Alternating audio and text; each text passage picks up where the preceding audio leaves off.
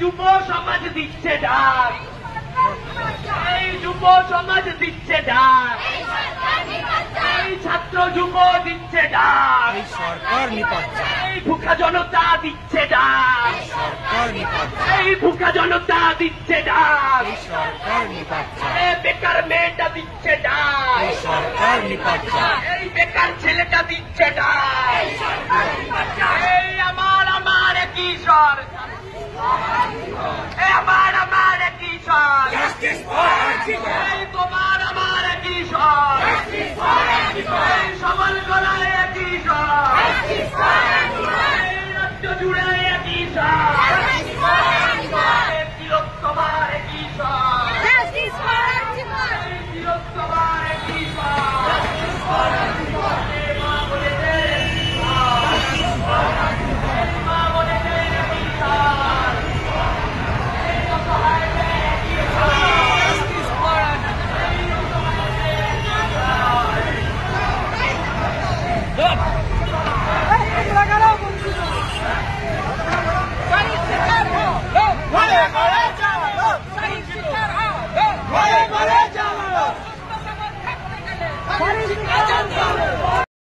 কি বলবেন এই আন্দোলন সম্পর্কে? সমস্ত সরকারি স্থায়ী শূন্যপদে দ্রুত নিয়োগ ও বয়সসীমা বৃদ্ধি করা, আরজিকর কাণ্ডের নৃশংসতার প্রতিবাদে ও কর্মক্ষেত্রে নারী সুরক্ষার দাবিতে বাংলার বঞ্চিত যুব সমাজ আজ কলকাতার মিছিল করে। কলকাতার শিয়ালদা থেকে মিছিল শুরু হয়ে ধর্মতলায় মিছিল শেষ হয়। মিছিলে ডাব্লিউবিপি, কেপি, যৌথ মঞ্চ সহ বেশ কিছু চাকরি প্রার্থী, কলেজ বিশ্ববিদ্যালয়ের পড়ুয়ারা, শিক্ষক শিক্ষিকা ও অভিভাবকরা মিছিলে যোগ দেন। শিক্ষানুরাগী ঐক্যমঞ্চের সাধারণ সম্পাদক কিঙ্কর অধিকারী মিছিলে পা মেলান। আপনারা বলুন, এই রাজ্য সরকার অনেক সময় দাবি করে থাকে তাদের 100% কাজ করা কমপ্লিট, তাহলে এরা কারা? এরা কারা?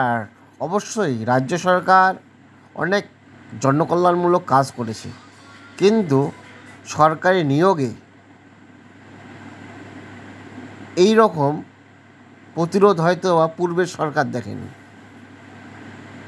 এই রকম প্রতিরোধ, প্রতিবাদ এবং মিছিল চাকরির দাবিতে পূর্বের সরকার দেখেনি। অবশ্যই সরকারের এই বিষয়গুলোতে নজর দেওয়া দরকার। জনকল্যাণমূলক কাজ মধ্যে কিন্তু এগুলোও পড়ে।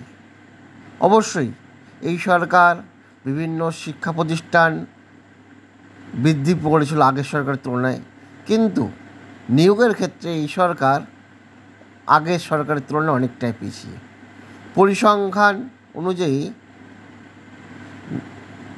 চাকরি প্রার্থীরা দাবি করে পূর্বের সরকারের তুলনায় এই সরকারের বর্তমান সরকারি চাকরিরত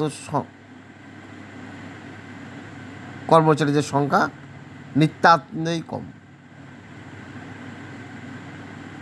সরকারের অবশ্যই উচিত এই বিষয়গুলোতে নজর রাখা এবং জনসমাজের পরিষেবাগুলোকে সচল রাখা।